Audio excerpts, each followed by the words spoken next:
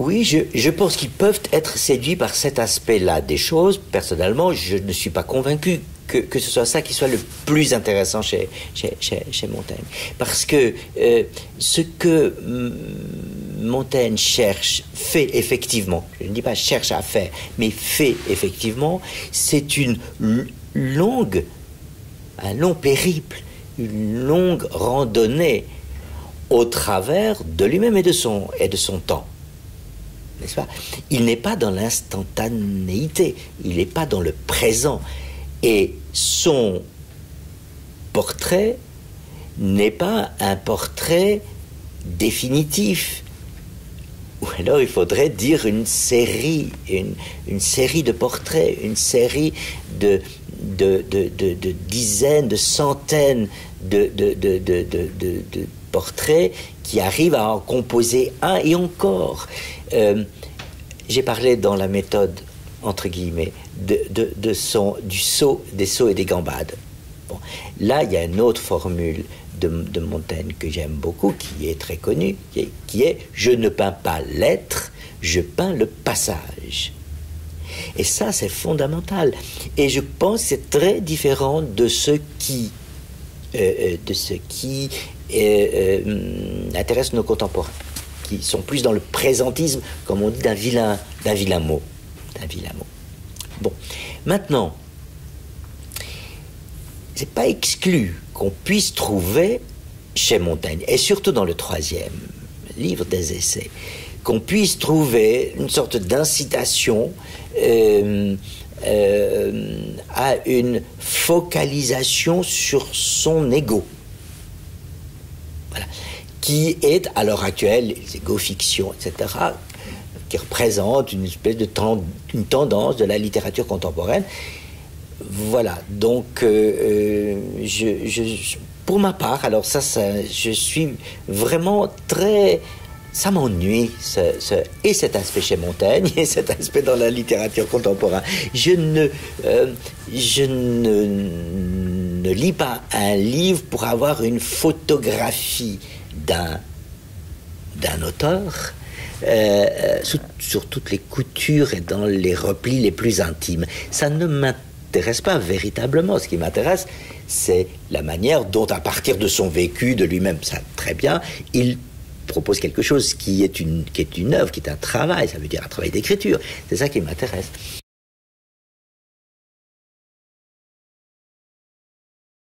La plupart du temps, vis-à-vis de lui-même, il n'a aucune complaisance. N'est-ce pas? Alors, ça, je trouve que c'est important si je compare à certains textes d'autofiction que j'ai lus de temps en temps, où là, la complaisance est très grande, me semble-t-il. Et voilà, et c'est pas son problème. Donc, il a cette capacité à voir en lui les contradictions. Il a aussi la capacité de voir en lui les ridicules, ou les faiblesses, ou les manques.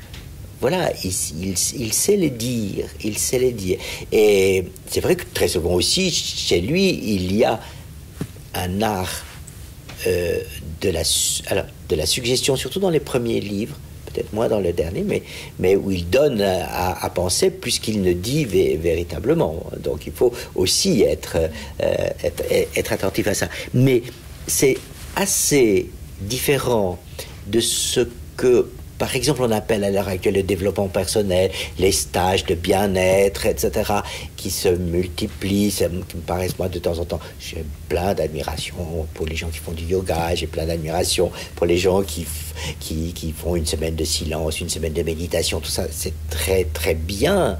C'est très bien, ça leur apporte certainement beaucoup de choses. Mais je ne suis pas convaincu que ça soit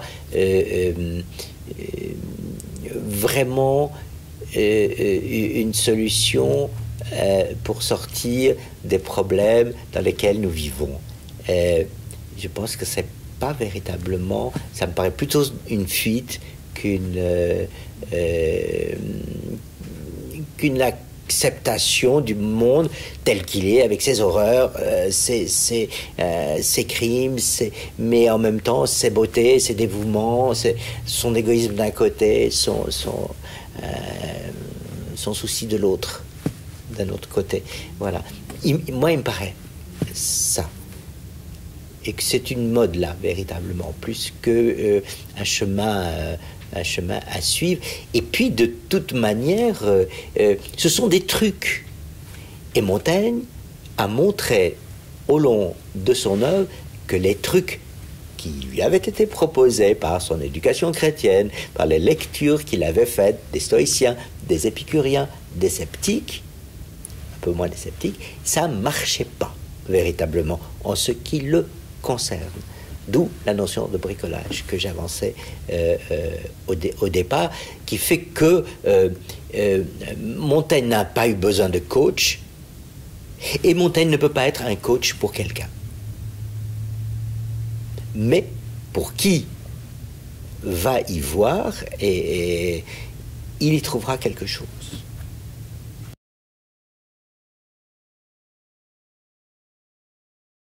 Si c'est intéressant de lire Montaigne maintenant, c'est à cause de ça, c'est parce qu'il est un merveilleux initiateur au plaisir de lire, et au plaisir d'écrire, au plaisir de s'inventer dans la lecture et l'écriture.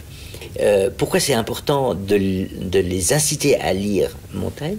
C'est pour qu'ils y découvrent ce plaisir de l'écriture-lecture, ou de la lecture-écriture. Voilà, ça me paraît important.